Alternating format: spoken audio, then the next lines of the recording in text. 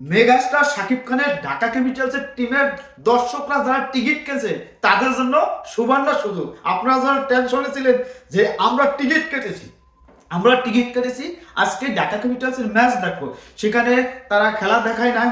বাংলাদেশের সাবেক প্রধানমন্ত্রী খালেদা জিয়া সে মারা গেছে দেখে খেলা স্থগিত করছে।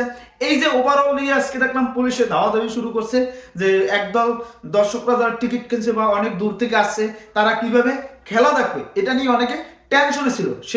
সেই টেনশনটা আপাতত শেষ হতে যাচ্ছে। আজকে দেখছি অনেক দর্শকদের গায়ে হাত তুলছে পুলিশরা, তারা সিরিয়াসলি করতেছে যে আমরা যদি খেলা যদি আপনারা না দেখছেন, সেটা আপনারা 6টায় মারা গেছে খালেদা জিয়া, তখন আপনারা ডিক্লেয়ার দিতে পারতেন 8টায় বা 10টায়, সেখানে আপনারা ডিক্লেয়ার দেন 1টায় খেলা, আপনারা যদি 12টা 12:30টার সময় ডিক্লেয়ার দেন, তাহলে কি করবে? তারা টিকিট কিনছে, অনেক দূর থেকে আসছে, ঢাকা থেকে গেছে, অমুক জায়গা থেকে গেছে, তারা খেলা দেখতে ব্যাক করবে আবার ঢাকাতে বা অন্য জায়গা থেকে।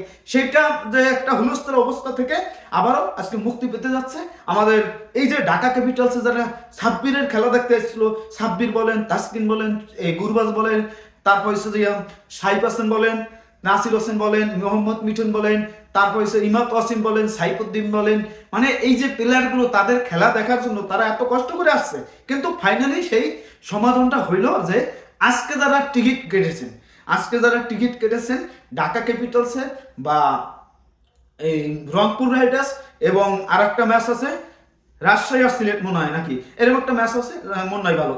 এই যে দুইটা ম্যাচ আছে, এই দুইটা ম্যাচে যারা টিকিট কাছেন তাদের একটু কষ্ট লাগতেছে যে আজকে যদি দেখতে পাতাম একটা ঝামেলা শেষ হয়ে যেত, আমার যদি এখানে থাকতে হয় এই সিলেটে, তাহলে আমার হোটেল ভাড়া দাও, এন ত্যান, মানে ওভারঅল একটা খরচ বেশি। আবার যদি টিকিট আছে, সেই টিকিটটা যদি আবার খেলা না দেখতে পারে, তা সেই কষ্ট কিছুই থাকে না। কিন্তু ফাইনালি সেই কষ্ট থেকে রেহাই পেয়েছে আমাদের ঢাকা ক্যাপিটালসে শাকিব খানের ঢাকা ক্যাপিটালস দর্শকদের জন্য সুবর্ণ সুযোগ। সেই সুযোগটা হলো যে আজকে যারা টিকিট কেটেছে, যে টিকিট সংগ্রহ করছে সেই টিকিট দিয়ে এসেছেন, আজকে যারা মূলত টিকিট কেটেছেন এই টিকিট দিয়ে আগামীকাল আনন্দ করবেন, উল্লাস করবেন, এই শাকিব খানের ঢাকা ক্যাপিটালসের খেলা দেখবেন এবং সাব্বির রহমান পিরানি দেখবেন। মোস্তাফিজ এমন পিরান পিড়াইবে, অস্তিত্ব থাকবে না মোস্তাফিজের, সেটা তো আপনারা দেখতে পারবেন। আর ওভারঅল ঢাকা টেবিল যদি একজন আজকে গুরবাজে আসার কথা, সে যদি আসে তাহলে তো ভালো হয় যে আজকে আসলে কালকে ফ্রিলি খেলতে পারবে। দেখা যাক, আমরা সবকিছু আপনাদের জানাবো। অ্যালেক্সেলস আজকে যদি ঠগে, তা অ্যালেক্সেলস তো চলে আসবে আমাদের ঢাকা ক্যাপিটালসে খেলতে।